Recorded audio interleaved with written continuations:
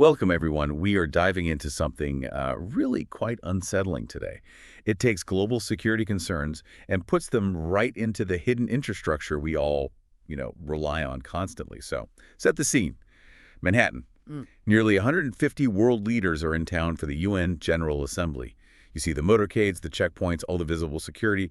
The focus seems very physical. Exactly. But while all eyes were on that visible protection, the U.S. Secret Service was actually working on a threat you couldn't see at all. They were targeting this huge secret telecom network, and it was operating basically right next door to the United Nations. Wow. Yeah, and this wasn't some small thing. The investigation showed it was highly organized, cost millions of dollars, and it posed a really catastrophic threat to cell service emergency responses, across the whole city. So this is like a new frontier of risk. Right. Plots targeting the communication systems themselves. Pretty much, the Yeah. invisible infrastructure. Okay, so our goal today is to really give you a shortcut to understanding this. We're going to unpack the specifics of this hidden network. We'll define what this tech was actually designed for and talk about the sophisticated actors believed to be behind it. Let's start with the scale.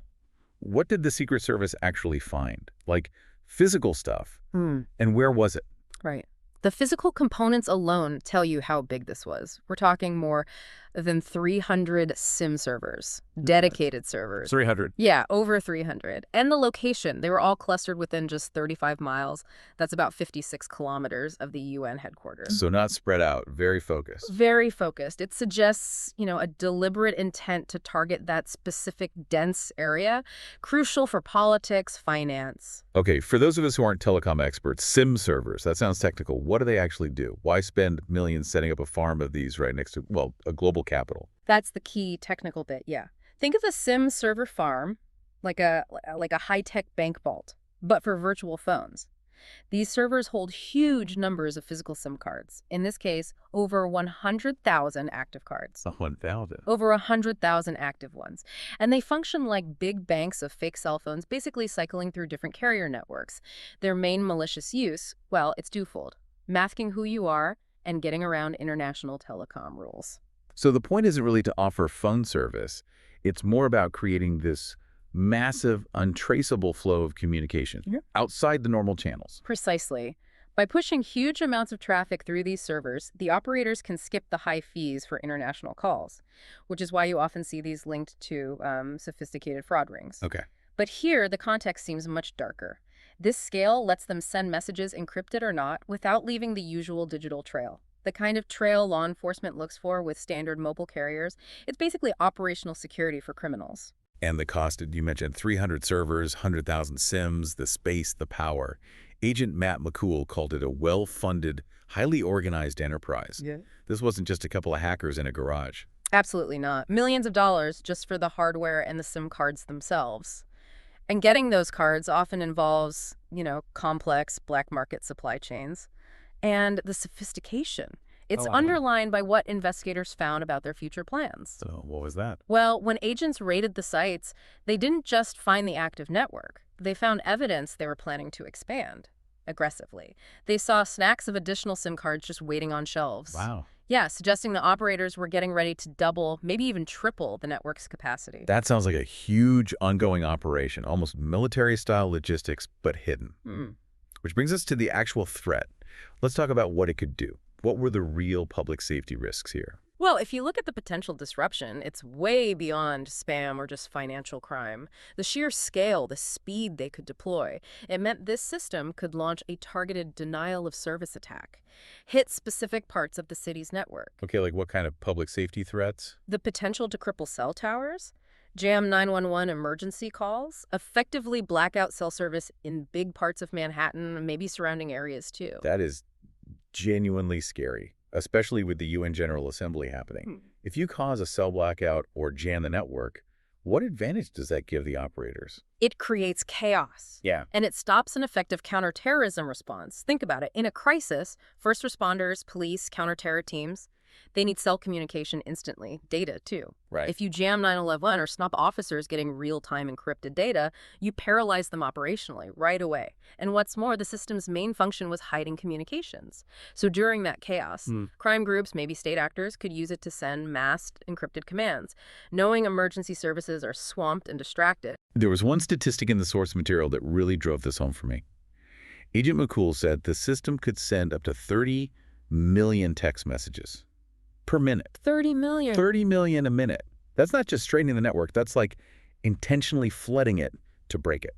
And what's interesting is putting that in historical context. McCool actually mentioned the real cell blackouts after 9/11. Right. And the Boston Marathon bombing. Exactly. In those cases, the networks failed organically, just overwhelmed by sudden demand. The difference here, this system gave attackers the power to force that kind of failure, on demand, at a time and place they choose. They didn't need an attack to cause a blackout. The network itself was the weapon. And understanding that it was like a switch waiting to be flipped. Yeah. It really makes sense why the Secret Service emphasized prevention. McCool's quote was pretty chilling. It can't be understated what this system is capable of doing. It could be catastrophic to the city. Yeah, it sounds like it was an imminent threat to life, to emergency response. Okay, so this brings us to the really tricky part. Who was behind it? Costs millions, needs special logistics, capable of mass disruption. Who runs something like this? What points towards nation states versus just, a very sophisticated crime group? Well, the initial findings from the investigations strongly suggest nation-state involvement, specific foreign powers using this setup.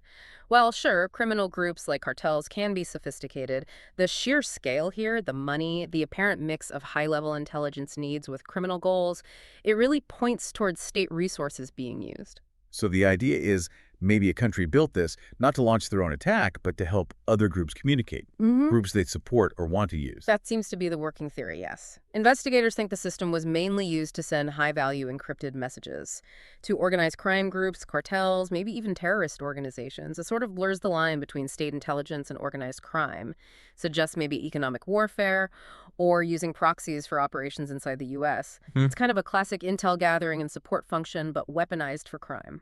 Now, we should include that important detail from officials. They stress they haven't found a specific plot against the UN General Assembly itself. And they say there are no known, credible, ongoing threats to New York City linked directly back to whoever was running this. Right. That caveat is crucial. But what makes this significant is how it was found. This takedown wasn't just a random lucky break. It actually came up during a much broader ongoing Secret Service investigation. Oh, really? Into what? Into specific telecom threats targeting senior U.S. government officials. So it highlights that this kind of vulnerability in our telecom infrastructure, it's been on the radar at high levels for a while. Which means the work isn't done. The real analysis is just starting. Agent McCool mentioned the huge forensic task ahead. They have 100,000 communications calls, text, data to sift through. What are they hoping to find in all that data? They're looking for the command and control structure, trying to trace the receiving numbers, find patterns, figure out the chain of command. The goal is to pin down which nation-states sponsored it and which specific crime bosses or terror cells were getting the messages. It's a massive job, like analyzing 100,000 digital fingerprints, basically. Wow. But it's the key to mapping out the whole network of foreign influence and criminal activity this thing enabled. Okay, so let's tie this back to the idea of protection.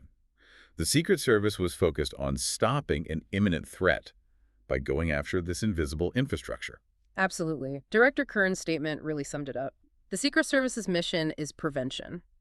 And seizing and dismantling this network, this multi-million-dollar threat designed for chaos, that is, prevention in action, neutralizing something built to bypass normal law enforcement.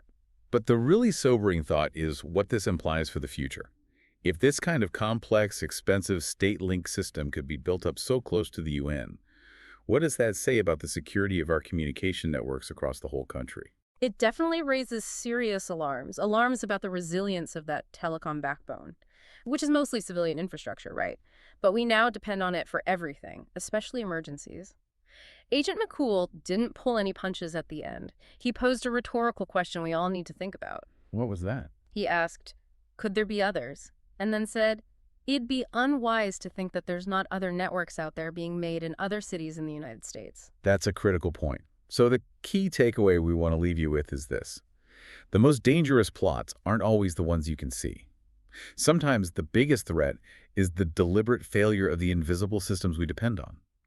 And if a multi-million-dollar state-linked network could pop up 35 miles from the UN, it really makes you wonder, how secure is the cell infrastructure in your city? And what level of ongoing investment is needed from government, from from industry to protect the communications backbone of our major cities against this kind of targeted attack? That question really frames the challenge for the next decade of digital threats. We'll leave you with that thought to consider. Thanks for joining us for the deep dive. Until next time.